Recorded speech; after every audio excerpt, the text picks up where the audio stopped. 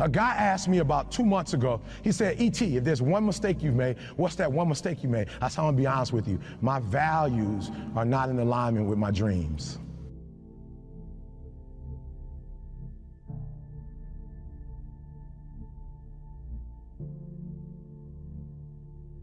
He said, E.T., what do you mean by that? I said, I want to tell you a story. I got a good friend of mine he came to me and said, Eric, my marriage is not where my marriage needs to be. I need to make some adjustments. I see you and your wife. I see how much time you spend with your wife, how much time you spend with your children, and I want that.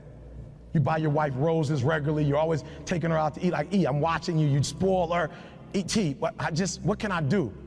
And so I told him what to do, and guess what he started doing, God? He started doing the exact same thing I started doing. And he said, Eric, it's not working. Like, I'm doing exactly what you're doing, but it's not working. He said, why isn't it working? I said, you know why it's not working? Because your values and your dream, you say you want a better marriage.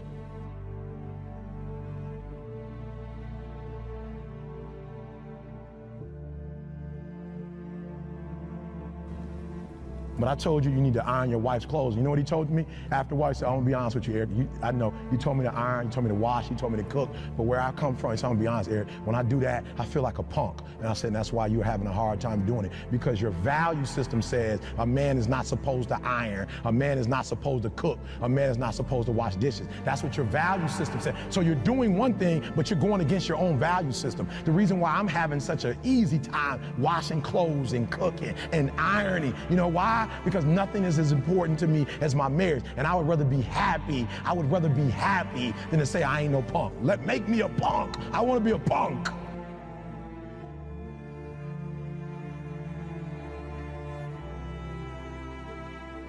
You got the same operating system you had since 1995. You don't think any different. You don't speak any different. You're the exact same person you were in 2010.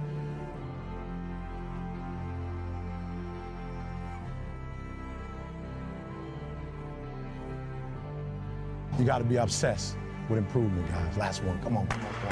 And this was so important because some of the greatest minds are going to be in front of you today. Some people in this room who are not just talking it, they've lived it. But here's the problem. The problem with most people is that you're not obsessed with improvement. You're obsessed with making money. You're obsessed with taking your business to the next level. And can I be honest with you guys? When you become obsessed with improvement, I will spend more time learning in Australia than I will speaking. I'm going to say it again because you missed it.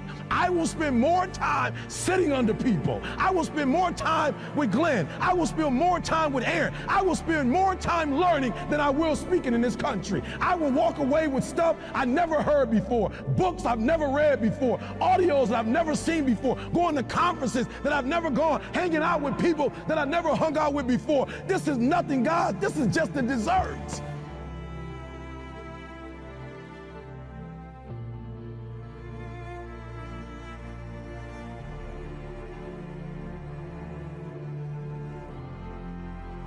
You could burn my house down and it wouldn't bother me. Well, how do I know? I had a home that a tornado tore down in Alabama. It didn't bother me. Why? Because we have the blueprint and they can rebuild it. You could take all my money out the bank. It might hit me, ooh. But if I would tell you my lineup of speaking and our audio book, what we're making every month, we'll be all right. I can make more money. But if you take the knowledge out of my head and take the experiences that I have, I'm broke, I'm nothing.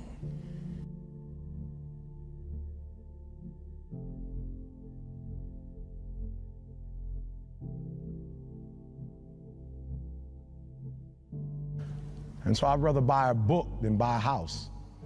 Because if I buy a book, I can buy several homes.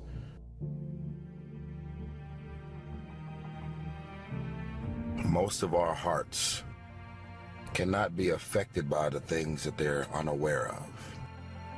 They also have a saying that there is a certain level of peace that you have from being oblivious and clueless about the reality of things that are going on. You know better, but you're not doing better. You're doing your job, but why you gotta stop me from doing mine? Because if you're willing to go through all the battling you gotta go through to get to where you want to get, who's got the right to stop you? I mean, maybe some of you guys got something you never finished, something you really want to do, something you never said to somebody, something. And you're told no, even after you pay your dues. Who's got the right to tell you that? Who? Nobody. It's your right to listen to your gut. It ain't nobody's right to say no after you earn the right to be where you want to be and do what you want to do. Here's limitations with my career and my marriage and my personal life. Here's some dysfunction in my career, my personal life, and my surroundings and my friends. I know better, but I'm so used to doing wrong and being dysfunctional. I know better, but I'm not willing to do better. You have decided to settle, and you're so comfortable in your skin. You are pissing everybody off at your job. If somebody gonna look at me, treat me and be disrespectful like, fuck you, well guess what? Fuck you. Is that really gonna help your career to grow with that type of mentality? It's only because you have a job that you're able to survive. Most of us want more than what we already have.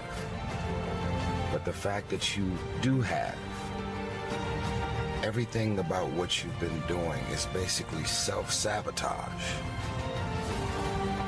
Self-sabotage, self-defeat is real.